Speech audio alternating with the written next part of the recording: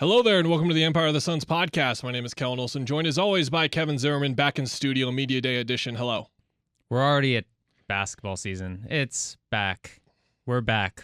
All the media days were today, I think. Maybe the Warriors were yesterday. There were a couple yesterday, I think. Yeah. But the good stuff coming today. Lots of drama everywhere. But we'll try to keep it to the Suns. Probably. We will. We will. All right, let's get through it. This is going to be a tough exercise for me because media days are always difficult because you hear from, I think we heard from 20 total people over the course of nearly 5 hours. And so you kind of just like wolf on the fly just asked me like, how was James Jones? And I had to go back 3 hours in my head to the very first person who talked and all that kind of stuff. So we're going to kind of just go through the bullet points here and not really focus specifically on quotes and what people exactly said, because I just got back from there an hour ago and haven't even been like transcribing, listening to it back and all that kind of stuff. But we have to start with DeAndre Ayton, and we will share our opinions here in a minute, but I will say before we even get started in this discussion, everyone is welcome to their opinion. This is an extremely subjective thing. Sure is. Subjective thing, I should say. There are some times when someone plays, like, here's the thing, Kevin. It is objective that Cliff Kingsbury called a horrible football game yesterday. Objectively true. It is a fact. I refuse to be told otherwise. Now, again, people will argue it's subjective and it was on Kyler or whatever. I don't care. This is subjective, and what is subjective is that DeAndre, in his presser, was very subdued, I think is a word that you can't deny. But then it's like, okay, was he more serious or was he pissed? Was he stoic? He was short. He was short with his answers. We can say that's objective as well. But as someone who, I'm writing the story on ArizonaSports.com right now, I've seen him talk hundreds of times. There's 10 to 20% of the time where this is the DeAndre that we get. And it's just like, I mean, anyone else. Like, you have good days, you have bad days. I think that's the case with everyone. But with DeAndre, it's more of extremes, I would say, just to share my perspective on it. And what I mean by that is when he doesn't want to talk, it's really tough to get anything out of him. And it was tough to get anything out of him today. On the opposite, when not necessarily when he wants to talk, but when he's engaged with us, he's the best person to talk to on the team by a mile. And I always say this, he's been my favorite player to cover so far in my 7 years of covering players on the Suns, because his energetic, jovial energy is just infectious to kind of be around. That was not the DeAndre we saw today. And before I kick it back off to you, I will say to the people reacting to this, please go and try watch the whole thing. Do not just watch a clip on Twitter. Do not listen to like an audio recording, because that's just not going to give you the details on this and just in the detail that you need. If you watch a 10-second clip of his first answer, great. But try and watch the whole thing if you can find it somewhere. I'm not sure where it is right now, if it's up anywhere. But I'll say that before I say that if there was a day for that DeAndre to not show up, this was that day, the day to put a smile on your face. And I don't want to go nearly as far as a lot of people have and like start to talk about him being professional, unprofessional, reading into why he was acting like this, whatever. The bottom line is he just got a $133 million contract from this team. He had an extremely uncertain offseason, which we're going to talk about here. May have just been the media and people like us with microphones humming it up a bit too much when his future was never in doubt. We don't believe that to be the case still. And when he talks like this and represents himself like this, it can lead to speculation, and it can lead to things on ESPN.com where Brian Windhorst writes a column. Mark Spears goes on ESPN television and says that the tone of the day was kind of like a funeral. A lot of it again, it's not fair that we're pointing the finger mainly at DA, because there was a lot of things going on today. Robert Sarver, Jae Crowder, and so on. But I'm saying this in order to emphasize how important it is for everyone to just kind of be themselves and not appear to be what some people would read as distraught, which is not what I'm saying. To be 100% clear, we're trying to treat this as subjectively as possible. I will say, before I kick it to you, if we talk to him on Wednesday or Thursday or whatever, and he's like this, and then he's like this again for the next week or two, the quotes of him like, I'm playing angry, like I'm no more baby steps, all that kind of stuff, we're going to need to see that on the court, or this is immediately going to turn into a he doesn't want to be here, January 15th, January 15th, January 15th. Again, I said we're going to talk about it all year anyway, but boy, after today, it's really going to be talked about a lot. I'm curious how many, if anybody, told DA, like, you gotta you got to say the right things in this moment, whether you believe it or not. But I do know, and obviously you're around him a lot more. You've seen interviews with him and hear them as well, a lot more than I edit and readers read. But I tend to think he's always honest as he can be. And if that was honesty, even if it was short, his answers don't make you feel great. And I think the one thing we got to point out is Monty was talking about, yes, they have, I think it was pretty unprompted. He said basically people butt heads, and that's not the totality of who a player or a person is. And you can correct me if I'm wrong, but that was something about how they went out last year. And obviously the implication is him and DA had a thing in Game 7 of Mav series. But Monty was he's been in the gym. He looks good. We're going to do more wrinkles, which are the things we wanted to hear. And the then corner 3 thing was interesting. The corner 3 thing. Yeah. And then DA goes and acts to, I don't, it's subjective, yeah, but it acts like he was upset they matched an offer. And how he answered that first question from Dwayne Rankin of the Republic. But he was also short on the Sarver stuff and all that kind of thing. His answers were great on the Sarver thing, to be clear. Yeah. He put it pretty cut and dry, really disappointing and unacceptable. Yeah. And I think that we'll get to this in a minute, but the more aggressive language I think needed to be there more today. Monty was the only person who really went there. He's like, I was unhappy reading that and quite frankly disgusted. It pissed him off. Yes. Yeah. He didn't say it to that length necessarily, but even someone like James said he backed up all those things and talked about how unacceptable it was, but at the same time he said he wasn't angry reading it. And it's I don't want to read into how people feel and react to things, and I don't want to talk about that, but at the same time, we kind of have to have one of those conversations, and to me it was one of those things where we won't get into it much more because we should keep talking about DeAndre, but it's I was pissed reading that because I know people in that building. When you cover a team for 7 years, hi, hello, how are you? You have these conversations with people around. I can rattle off a dozen, 15 names of people I know that work in that building right now. Mm-hmm. And I was pissed because I was if any of them, and those are just people that I know. So, and going beyond the people you don't know. Yeah. That just had those types of experiences. So that was, that was what it was. I'll just say it like that. As far as DeAndre, you can have a couple of different reactions. Mike Vigil, who has been on this podcast before, filled in when you ditched us during the end of the season. Good for you, Kevin. He said, I've never seen DeAndre like this before in a press conference before. That was his interpretation of it. Right. I had a couple of people reply to my tweet and saying, hey, he maybe just hates you guys.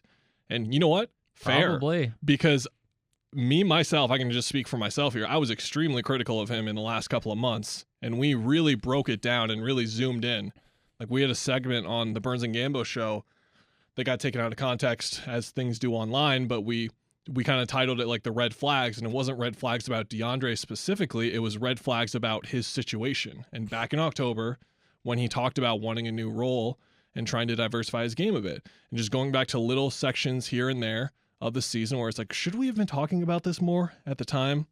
And so those were the types of things that got hyper-analyzed by people like me. Yeah. And I went on to write things, and I believe the one defining story that I wrote was, here are the reasons why the Suns might not want him anymore, because these parts of his game haven't really developed yet.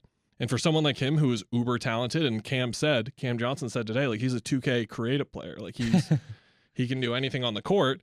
That would piss me off too, and I wouldn't want to talk to these people. So I agree with that too. That could be it too. But all we're doing here, I ended last podcast saying we're out of the speculation zone. Here we are. We're never going to be out of the speculation zone. No, with it's that. part of the job, unfortunately. Two things. One, with the DA thing, and I felt this way when we were talking for 2 months or whatever about the possibility of him leaving, where it just started snowballing. And there was hardly that much evidence, to be honest, before the KD thing, where it was everyone in this market, and these are people everyone who works in this building, was acting like he was gone. And I kept being and I don't care about not criticizing someone or the possibility that he might not be gone because we'd run into him and have this conversation again, but it was weird.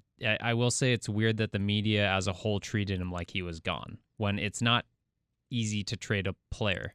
There was never a definitive report either that suggested it as such. We were speculating more than anything. Yeah. So, which we said on this podcast. So months I ago, absolutely, to be clear. yeah. I absolutely believe that if he even tries to avoid that, he definitely heard that sentiment and probably pissed him off. So if we're just going off of what he said, and he might be mad at the media.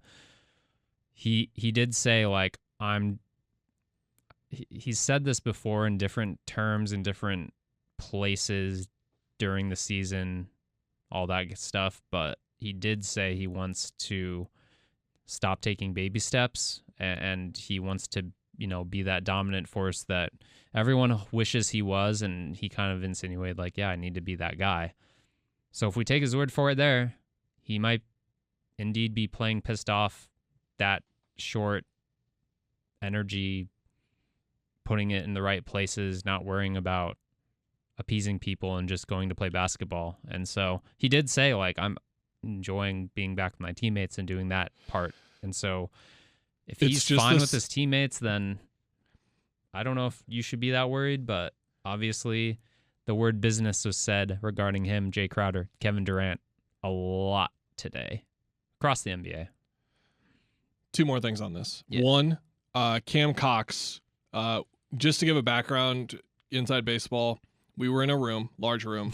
They just, someone leaves, someone comes in, someone leaves, someone comes in, and we were just talking to people for over 4 hours. So I stayed and just like talked to everyone, but obviously once like some of the bigger names left, the guys were out there doing photo shoots and other things, like when you see the get on your feet defense things from the hype videos and stuff, they record that stuff typically on this day. All the photos, like the intro videos and stuff, a lot of that gets done today. Holding a pumpkin for the Halloween game, whatever. And it's a cool day because you can kind of walk around and just kind of see the guys doing the things. Like Chris is taking pictures with little Chris and things like that. Cam Cox was around, and he noted that to him, DeAndre just seemed normal with his teammates. Like he was laughing, he was cracking jokes, he was being normal DeAndre. So I wanted to cite that. I was not around for that personally, but one other things I wanted to cite was that, to your point, his first response to Dwayne's question just was not great. And Brendan Clean, another former guest of the podcast, pointed out that this is a pretty big departure from what he said in the ESPN article. And what he said was, this is a blessing. This contract not only has generational impact for my family, but also with the way we were able to work in the Phoenix community and home in the Bahamas. That is the things that we go by. I've come to understand that this is a business. So I was more anxious to get to know the end of the results so I could focus, move on, and just get back to work. I just treated everything like a business, just keep being professional, approach everything with professionalism, and not looking too deep into it. DeAndre is an incredibly thoughtful guy, to go back to what I was saying, and like he just did not choose to be thoughtful today. Like just to pull that as an example of talking about directly what he was going to talk about today, he can be very thoughtful, and he just, for whatever reason, it was not going to happen today, and now we had to talk about it to lead off the podcast because guess what? When we podcasted last week, Kevin, and we sat here and said, what are the number one thing we're looking towards at Media Day? We said DeAndre and what he was going to talk about and just how he was going to speak because it was his first time speaking. Yeah. And the returns were not great, unfortunately. Now, again, I'm going to say this emphatically. It is up to you, the listener. It is up to you, Kevin. Jeremy's over there recording video. Hello, Jeremy. It is Kellan Olson here, the guy talking with the mic. Everyone can just decide for themselves how they want to feel on this one. I'm not going to tell you how to feel one way or the other. I don't mean to do that on here any other time. Just want to emphasize again before we move off this, it is a very subjective and weird zone that we're in right now of react to body language and how the person is. But as you messaged me on Teams, we can't not talk about this and can't not make it like our headlining story coming out of the day because it was such a big deal coming into the day. We'll see how it looks on the court. And we'll see if it's just like, oh, this is same DeAndre, this is slightly improved DeAndre, or this is angry DeAndre, or this is DeAndre was really serious and looks like a different player in a good way. Like, I don't know. We'll see. Yeah, I butchered the question to Torrey Craig, but I asked him just kind of, do you think that kind of demeanor could help DeAndre, just having that 24/7? And he basically just said, like, what everyone says about DeAndre, to be honest, like, we've seen it. Like, we know what it is, like what it looks like. The 24-12 guy, we've seen it. just like in stretches. Head coach Sean Miller gets suspended after ESPN puts out an article about you accepting a lot of money. How do you play, DeAndre? We've seen it. We moved on to bigger and better things in Tucson. We don't have to bring that up anymore. Jaden Delora, yeah. What'd you think of the way everyone responded to Sarver questions? That was something where you're coming in, you know you're going to be asked about this. I think Dwayne asked pretty much everyone, even the guys that weren't here yet. You know you're going to get asked that question. I think there was on my timeline at least, a fair amount of criticism for the way almost everyone answered the question. I think that's fair. Like I said, fair criticism. But how did you, and I'll share my thoughts in a minute, but how did you think the guys, the ones that you saw, which was like the top half of the roster and the coach and the GM, how did you think they responded to the questions about their reactions to it and all that? I keep going back to like the Adam Silver thing where everyone is super critical on him. And again, he didn't have a great presser. You can't go out and slander dudes no matter what you think. I think, like, honestly, everything stayed within the bounds of how those guys' personalities were. Like, Chris doesn't like to talk about those things very deeply. He put out a statement. He didn't say a whole lot to me. Monty is, I think if you remember Monty as a player, he spoke about it as a young coach, like he has some fire to him, and he had the most fire in saying he was disgusted reading that report.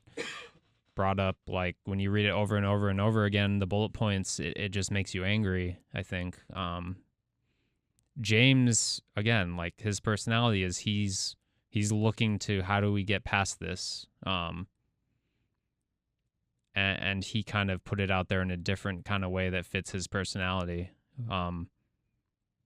He and Book, I think both, and Monty too, all of them were basically like, look, this guy hasn't said it to me, any of these things. I didn't know this was the thing with this guy. And I believe them. And so how can they speak beyond that other than reading and believing what you read in that report, which they all did. So I didn't have a problem where some people might have. And I think, like, look, it's a legal thing too. You can't go and just, wreck a guy on the mics. So I don't know. I thought it was very thoughtful. And honestly, like, in this business, as much as you hear we're moved past it, we put out a statement by the team, I was really happy that they went into detail about what their perspectives were, where they came from, and, like, talking about how they talk about it internally without giving it away of what they talk about, but that there are lots of discussions being had, and there's lots of discussions that Chris Paul had with Adam Silver that they're not going to share and all that kind of thing. So I think that I don't know if I'm just reinforcing what I thought would happen, but that's kind of how I saw it. Yeah, my brain's at the point now where I can't remember if I just said this 10 minutes ago or on the radio 3 hours ago. But anyway, the Monty side of it, when he said he was disgusted and he was not happy when he read the report, do you think it's unfair for me to say that should have been the bare minimum for everyone to say in response? Unacceptable was a big word that a lot of people use, and I think that's close. But again, just how unforgiving and horrible the conclusions were from the report, that's how I felt. I felt like that was the bare minimum, so I felt like pretty much everyone came up a bit short in that regard, just my opinion. I did like how Chris, Ish, a lot of guys, and I believe both Monty and James, Monty really emphasized, like, is this different? Like, is this year going to be different after all the drama? Not really, but I mean, the one thing that is different is, like, we need to continue to be mindful of the people who were affected by what happened with Robert Sarver. And we need to, I don't know if he said this specifically, but you imagine what he means is, like, we need to do everything in our power to help make this a better place to work. Like, whether you like it or not, the millionaires that are millionaires because they're doing basketball things, they need to play a part in making that place better. It is not just on the interim owner, the new owner, the president. It's not just on the new HR people. It's not on anything like that. Or it's on them, of course, but it's not just on them. Yeah. It's on Monty. It's on Chris. It's on Devin. To be honest, it's on Jock Landale. It's on Dwayne Washington Jr. Like, there are little interactions that they can have with an employee that make their day or ruin their day.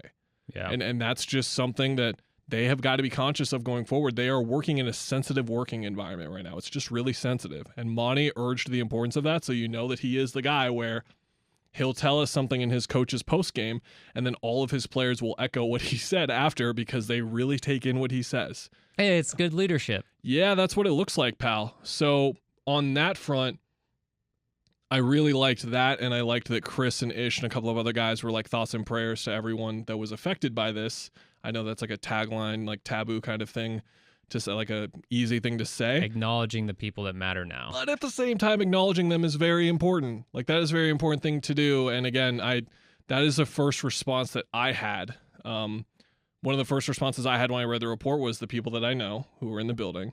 And then it was also, I feel so bad for the people who went out on a limb, because it was going out on a limb, to participate in Baxter Holmes' story, to participate in this investigation, and then just read the animus line. I cannot imagine how they felt reading that. And then read the Robert Sarver comments when it first drops. And then the people who experienced that from him were a part of those interactions with him, and then had to read his statement back in October calling this all lies, innuendo, false narratives, question Baxter Holmes' integrity. Yeah. David Bogdan, hope I said his name right, who went out and spoke to Baxter Holmes in one of the initial stories. He went on with Amin and Tom Haberstroh and their podcast and basically said, like, the statements that the Suns put out initially when word of this impending story, the story wasn't out yet, when the Suns put out all those statements about how it's not going to be true, they're falsehoods, whatever. He said when he read that pushed him to go and seek Baxter Holmes out and be willing to open up and talk about it, which tells you something about all this, which is the people who experience those things and why, like, not believing victims is often a thing is because people, they want to just have their livelihoods and be humans and not be degraded, and they'll leave a job. Yeah, sure. But then when you look back at it, it's like, oh, I can help more people by going on the record and speaking to the lawyers and all that. And so that was really telling in the past week that I think was important to touch on, is just how we've all come to this conclusion that what the sale decision has been is the right thing to do. Yeah.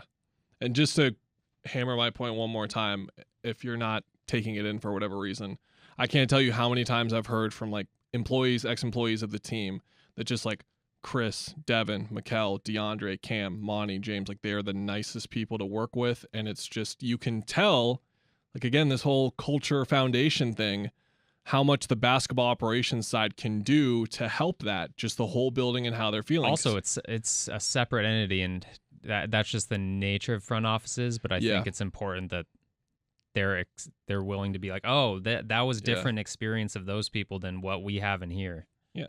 In the same way that I, as a reporter, like, get the mic and I'm talking to Cam Johnson, I can just talk about his golf swing with him for the first 30 seconds we talk, because it's like, I know I have a positive rapport with this person, and it's fun, and it makes us all the reason why I do it is remind everyone, like, these are human beings. Yeah. They're not just the men bouncing the basketballs. Who's on your fantasy team? And yeah, I told Mikal Bridges, on behalf of everyone who has Allen Robinson on their fantasy team, to tell Stafford to get Allen Robinson the ball more. And then I did go on to correct myself. Well, he did drop a touchdown too, but still, he could get the ball more. There was a play where he was, like, wide open over the middle of the field. No one was near him, and he threw it into double coverage to Cooper Kupp. But to be fair, if I was Cooper Kupp's quarterback, I would throw it into triple coverage into him all the time before looking at anyone else. Tyler Higbee. Did you expect when we recorded this podcast I would take a shot at Tyler Higbee? He was like the leading target man heading into that game. They decided to run some nickel on it. Anyway. We're going to be here for 3 hours if we don't kind of roll through some of the bigger stuff. So the two big ones we should talk about before we kind of go into the rapid fire stuff to end it. Jae Crowder. Kevin. Oh, that was Sunday. Reporting with sources. Oh, my goodness. Brian Windhorst, in his story, by the way, that is titled Phoenix Suns in Shock as Robert Sarver Saga Hangs Over Team Entering Season. That is the story that he wrote that I'm alluding to, and just how he and Mark Spears both presented how they interpreted the day. And that was how they did. In this story, he reports, and this is the first time we've seen this kind of reported somewhere, Crowder was told that he may, keyword, lose his starting job this season, and it prompted him to request a trade. Yeah. I want to start really quickly here before we even get to the details, so I don't forget to say this. Shout out Cam Johnson, because he had incredibly positive things to say about Jae. Said there's no bad blood, nothing like that, and just spoke to how much like I could ask Jae about anything at any time of the day, at any time of the night. I could call him about anything on off court, being a pro, being a player, all this kind of stuff. Kevin, if you asked for a trade from Arizona sports because you were told that you may lose your starting job to me, I would take offense to that, and I would hold a grudge against you. I just would. That's what I would do. So for Cam to say that, shout out to him, man, because that's not an easy. I don't think that's an easy thing to do. Yeah. Because look, that's how you've got to take it. It's like, oh, you don't think I can beat you for a starting job? Like, how dare you? Like he's got pride. He's got an ego. It's okay. How this all started? Well, it started like a month ago, 2 months ago, 3 months ago, where Jae's Instagram and Twitter activity was like, are you okay with being in Phoenix still? He liked a tweet of a Dallas Mavericks fan being like, hey, come back. And it was him in the Dallas Mavericks jersey from way back when he started his career with them. A Miami Heat reporter said, oh, well, this is from Jae Crowder, who's a potential Miami trade target and a PJ Tucker replacement. Jeremy loves that Heat fan. By the way, Jeremy, I got to say, PJ Tucker and Jae Crowder's teammates, I can't get it out of my head. I need to see him on the Sixers. That's what I want to see. I don't know if it makes sense from a trade, but like those two personalities together, you're shaking your head no. You need to keep the balance, right? Yeah, he says you need to keep the balance, and that's fair.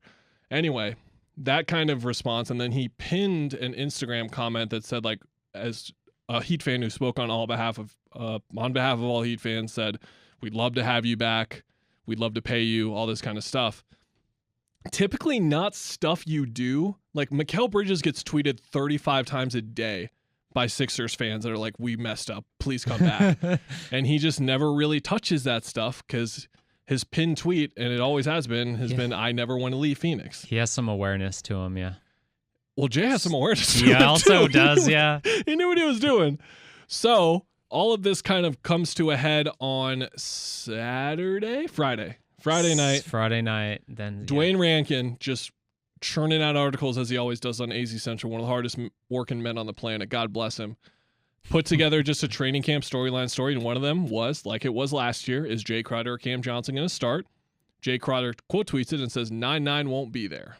9-9 is him. That is Jae Crowder. That's his number on the back of his jersey. Chris Paul is usually referred to as 3. It's kind of a thing on the team. That would be really Other cool. sports do that too, Kellan. I would love to be called, and my lucky number is 17. Can you start calling me 17? Who was 17? Jeremy's shaking his head. Suns? No, that's just rude. Was that like Ronnie Price's number? I don't know. Sorry. I think that was Lou Amundsen with 17. Sebastian Tull. I should remember No, more of 11. the Suns who had 17 and like the Cardinals and stuff for like the local teams and D-backs players. I don't know. Anyway. Andy Isabella. That's tough. Yo. If you lost my body your job... is rejecting Andy Isabella. I won't mute my mic there to emphasize that those are real coughs coming out of my body is rejecting the notion of feeling any sort of connection to Andy Isabella. Hey, buddy, run your route. What are you doing? Just keep doing it. Just don't stop running the route. Okay. What is he expecting? A back shoulder fade there? Run!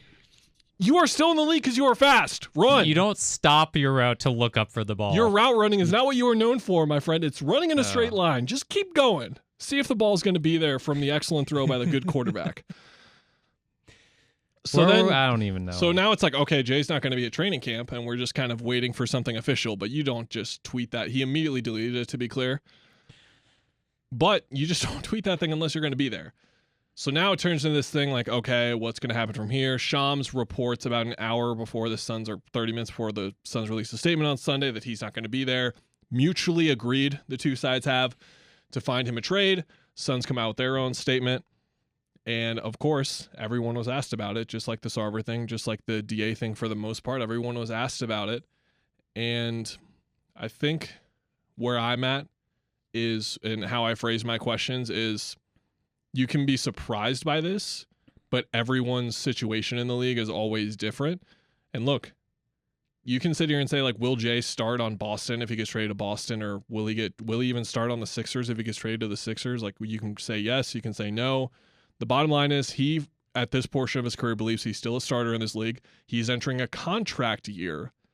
So he wants a more certified role going forward. And to speculate, we love that. Kevin, I just probably think he was told, like, it's going to be you or Cam, but, like, you guys are going to fight in training camp for this spot, like, in preseason. Then we'll make a decision. Like, we're not going to decide right now. Mm-hmm. And that wasn't good enough for him. A guy who is, again, I won't rattle through his accomplishments, been a winner everywhere he's gone, did everything they could have asked out of him. Like, some people are listening to this being like, he could have hit 3 more threes or whatever. He could have hit a 3 in the New Orleans series instead of going 3 for 27 or whatever it was. He's done everything they've asked. He has been, in terms of this contract they signed him for, when he got here, our thoughts on his arrival, it's been an A+ in terms of, like, how you grade that signing. And I don't know, I just think the guy's entitled to thinking that. Now, let me say one more thing, because I've wanted to say this, but I can't say it on Twitter, because people will they won't respond to it well, and they won't respond to it well while I'm saying here. Why do you think Jae Crowder did that? It's because he probably asked for a trade 6 weeks ago, and they haven't traded him yet. That's probably why he did it. You know? So eventually you got to take the ball into your own hands and say, hey, I don't want to be here. I won't be there at training camp. And honestly, I'm going to say, good on him for doing that. You got to look out for you. No one else is going to look out for you. If you gave them, I'm going to assume, and this is where you can roast me if I was wrong on this, if we find out reports that this was a thing that developed in the last week, I would be very surprised. Yeah. I think this has been going on for a month or two at least, and they haven't been able to trade him yet. You could argue the end of the season. You could argue exit interviews, and they didn't trade him yet. So is he supposed to show up like Markieff Morris did, and Jeff Hornacek's supposed to sit there and talk about Markieff Morris? Like, hey, this guy doesn't want to be here anymore. How do you feel about him on your basketball team? My thoughts. Here's the thing about it, and why I like what the Suns do generally with James Jones, and I like this because what are they going to do with that $10 million contract? Like, what are you going to get in return for Jae Crowder? A second-round pick, a draft pick. If you're lucky if you get a late first. It's expiring. It's a bit of money. Is he just going to sit out for, like, the foreseeable future into the season? And look, this doesn't seem like a good idea for him to play again for the team, I got to say, or suit up. That's not going to go well with we're going to try to appease even guys who don't want to be here and be a nice player-friendly team. But you know what it does do? It has you just having $10 million to throw into any trade for when you hit February and you're like, yeah, we need to get Eric Gordon. Let's just do it.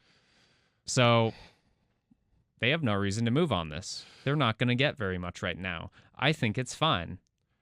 I think it's fine. It's not great for the depth. It's not great for the depth. It's depth. It's not good for just having another thing. Like, they've already got enough. Right. They've already got enough. I'm not even going to write a story on, like, how everyone responded to how is the Game 7 loss sitting with you or whatever, because it's like that's like the 6th, 7th most important thing to come out of the day. When for a lot of teams, the way that season ended, that would be number one. And it's just kind of like how fans were reacting because of their extra emotional interest in this compared to someone like me, just the way that they were reacting to those quotes. I just, like, forgot kind of like, this is still a massive story with how they react to all this. But with Jay, I do not think that James Jones, with how he sees this thing, is going to trade a top 6 player on his team for salary filler in his first-round pick or salary filler in 2 second-round picks or whatever. Yeah. He is going to want to get back at least one basketball player who can do stuff for them. And again, they have that open roster spot. Maybe they can do a 2-for-1 in there somewhere. I don't really know. Gambo's reporting that from what he's heard from players, Jay wanted an extension, which he was not going to get. And then he was also told that he was not going to start or end games.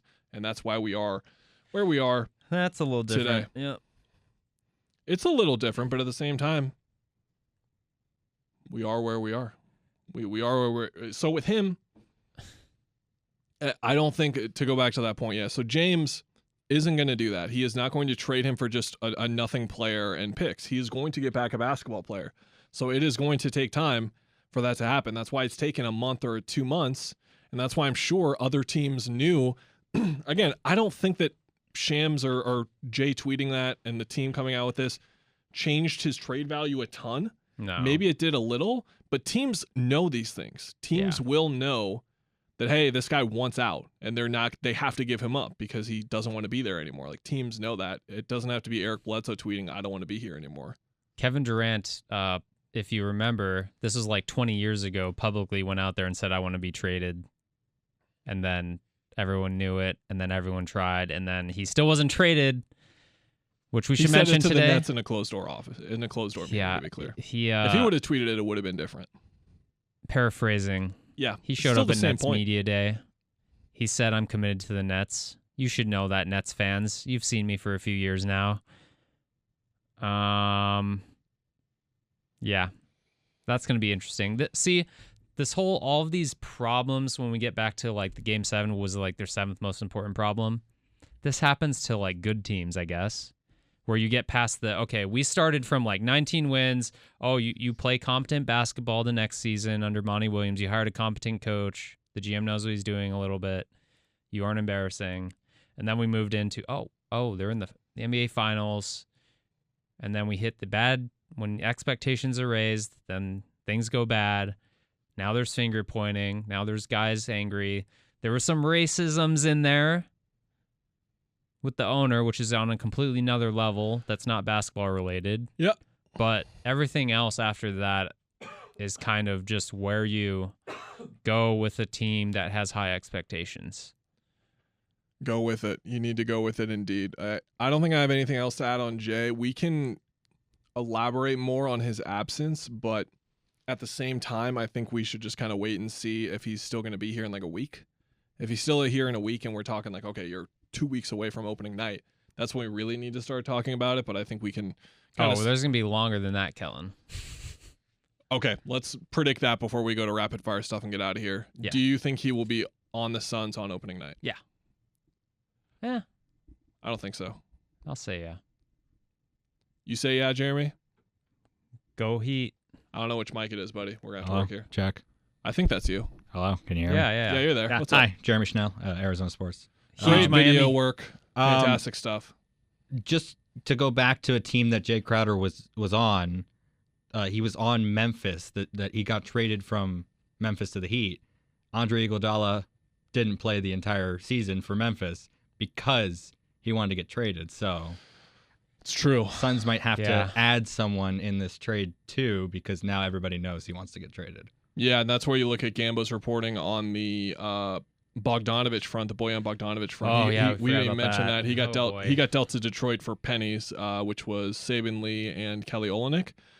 Boy, the Tyrese Halliburton rule, fellas. I keep bringing it up, and hey, Danny Ainge really loves him some Kelly Olynyk, so that trade happened because of that. And if you we're just here for have that. a little taste and you're without a few years, you just got to go back and Saban Lee, Corona del Sol. On that reporting, Gambo reported that Jae Crowder was a part of those talks and that the Suns wanted Jared Vanderbilt from Utah as well as Bojan Bogdanovich. And as you know, Kevin, if Jae Crowder is in the deal, that means that one other Sun has to be in the deal to match the salaries with Bojan. So I believe this was, again, James saying, like, I'm not doing a 2-for-1. Like, I need 2 basketball players back if I'm going to get 2 taken away.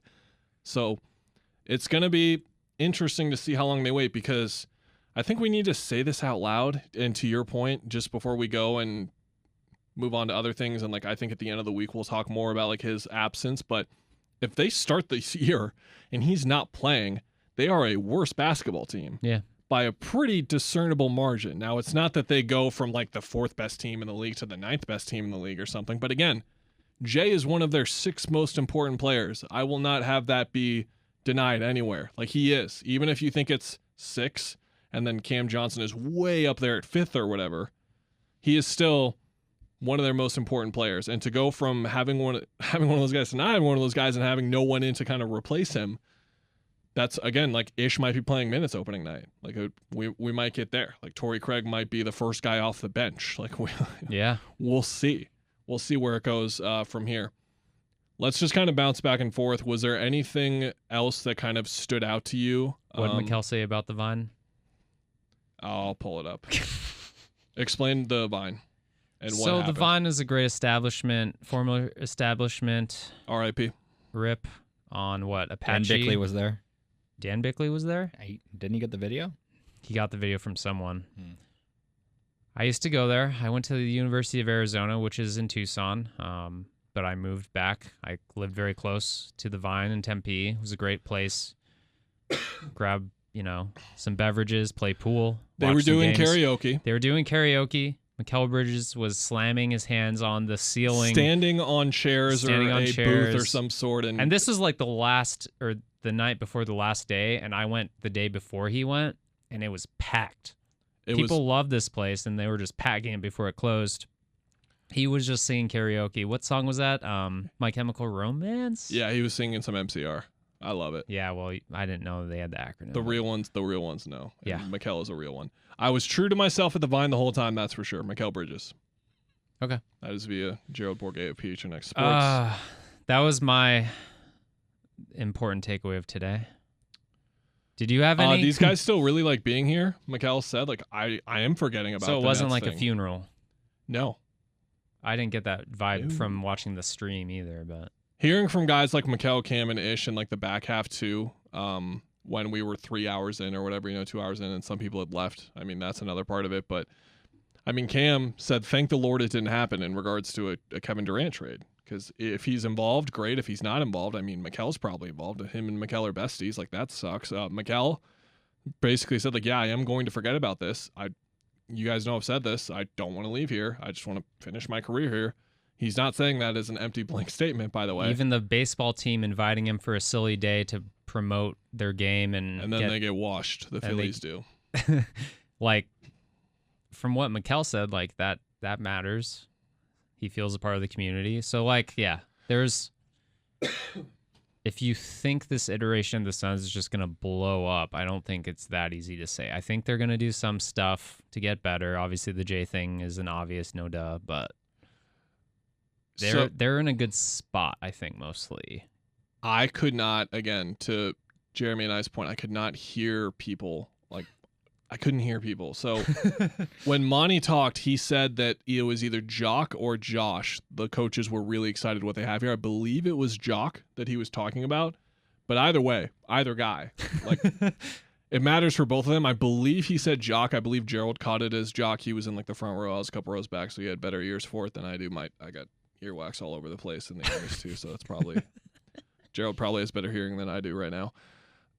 I loved Josh Okogie saying, like, yeah, me and Mikal played pickup we were playing pickup a couple weeks ago. Me and Mikal got on the same team. We looked at each other, nodded, and we're like, yep. And then they went out there and were defensive menaces and all that kind of stuff. And I need to find the full quotes, again, doing this without transcribing and listening to everything back. But it was just basically like, it's going to be a lot of fun. Like, when me and him were on the court together playing defense with him, and I asked him, Chris, who obviously at this age is not the defensive player he once was, but he is one of the greatest defensive guards of all time. Like, look at the all-defense list and how many people have as many as he does. It's like 5 or 6 other guards, and that's it. So he deserves that label. And, yeah, Okogie's going to be an exciting player to see. Landry Shamet had a lovely story where he talked about how I believe it was his father's family, another family of his father's, he got to connect with, and he has 3 other siblings basically. And then Lena Washington from 12 News asked him, like, did you guys do stuff? What'd you do? And Landry lit up, and he was like, oh my God, it was so much fun. Like, I just got to know his 3 new siblings. Like, hey, that's really cool. Like, that's awesome.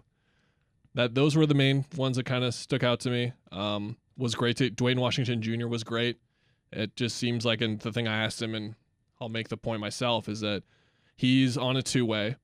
He comes from Indiana. He was just like a rookie last year. So to come here and come to an organization like this, not to say the Pacers are trash, but to come here, an organization like this, and then to have someone like Devin Booker, who not only he has a close connection with, he has a close connection with one of the best players in the league, who has seen everything in 7 years. And then Devin, you feel easier talking to Chris and all those types of guys. Like, he's in a really good spot to succeed. Are they Michigan? Emphasize What's that. a Michigan person? Michiganders? Michiganders? Is that it? I couldn't tell you. Don't forget about Cam Johnson's rookie extension that hasn't happened yet. I need to go. That came up in my head about 20 minutes ago, and I was just like, he was talking to me, and when people are talking to me at these things, I make eye contact and nod, and then you forget what they say. Mikal talked about it as well, how he's given him advice about what to do during this time when you're just like, when is this going to come? We'll see. I would read into the Jae Crowder thing and say we're going to get it done before the deadline. Okay. We as in me speaking on behalf of The the deadline, Phoenix Suns basketball the training organization camp that might deadline. get sold for $4 billion or whatever. Oh yeah, we'll talk about Bezos money later. Different podcast, our crypto podcast. Stop trying to like make it this thing where like we got like nice little water bottle. Did you get a water bottle? A little flask thingy from the Suns. They gave out great little gifts. Like he's acting like we're gonna get like Amazon Prime memberships at Media Day next year. What would we get from Bob Iger though? Like Mickey Mouse. Pay for my Disney Plus. Yeah, just pay for my yeah. monthly subscription. I'm for almost ESPN out of there, Plus. brother. I gotta say, I'm almost out of there. that just seems Not close. Andor, not. I'm just out on Star Wars stuff. I can't believe I'm saying that out loud, but it's like too much. It's too Drew much McGarry said it treats you like an adult. It's good. I need people to be like overwhelmingly positive, and then I'll go back. The Mandalorian is the only thing I'm in on, and then everything else I'm out. I watched the first episode of Boba Fett, and I was like, dude. Oh like, yeah, what is Dancing it? with the Stars is on Disney Plus now too. Oh jeez, I mean they're just finding ways to up their charge even more. Like Hulu's going up to $17. I'm sure Disney Plus is already $15. Oh, after it was I originally got the $10 or bundle. whatever. I'm just giving them all my well, money. good for you. You have a lot of money, Kevin. Yeah, I do. Think about the pores. You know? Yeah. Oh, okay, I was about to say. We'll all talk. right. We'll talk to Bob Iger when he Yeah, gets. I was about to curse on the podcast and got really close, so that means we should stop. Yeah. I think we agree because we're 45 minutes into this thing that we probably need to come back at the end of the week and revisit We on have a more couple of these things. basketball stuff, and also we have like a couple weeks of training camp. We'll be fine. We do, and we're just gonna be in a better spot in terms of digesting. Like we'll get into the Cam extension stuff and just what he said about Jay more specifically once I write the article and read the words and see what he said. And then going into the week, one of the things I'm gonna be asking about is I looked up the numbers. Let me go really quickly. So last year, Kevin, 2 years ago, I'm sorry, the NBA Finals run. They make the NBA Finals. Take a guess on the amount of days they had off between the last day of the finals and then the first preseason game. It was July. Was it a month? It was longer than you think, but it was Was it still 2 months? 75 days. Yeah. By the way, if I just count like the day after Book got his golden medal, 57 days Yeah. for him, like under 2 months for him. Yeah. How much do you think it was this year? Like I said, it's been like 20 years. Was it 139 days. 4 So months? nearly doubled. Yeah. So over Oh, 4 months yeah. compared to just 2.5 months, basically. We're back to regular life, except with more COVID. I tried to ask Chris about it. He was just like, I got to see my family longer, so that's great. But I tried to ask him if like physically he feels better because he got 4 months off. But well, I'm gonna ask Monty, and so we're gonna get into a bunch of more basketball oriented things like that, buddy. I'm excited. Jeremy, thanks for using your brain to remind Official guest of the Empire of the Suns podcast. You're welcome. Thanks, reminding us of what happened today. Listen to State of the Sun Devils on ArizonaSports.com. That is the Arizona State podcast that Jeremy has. I don't know, brother, why you'd want to listen to that right now, because those things, unless you just want to vent. There's a lot of and, like, controversy. I feel like people Yeah. like controversy. Yeah, That's probably why that's they're going to true. listen to That's this true. podcast today. Yeah, when Kevin Sumlin got hired, I just stopped. I disconnected for 2 years or whatever it was. But hey, if you want to hear the thoughts on the Iguano, is that how you say it? The Iguano era? Yeah. Hey, look, they have a really good running back again for the 14th time in 17 years. Yeah, or but whatever. for some reason they didn't use him. It's hard to be a football They threw coach the ball like sometimes, 50 man. times. That doesn't seem like a good idea. Okay, I won't say anything about Jane DeLore, else I'll get yelled at and tweeted and called fat and talk about masks. All right, everyone.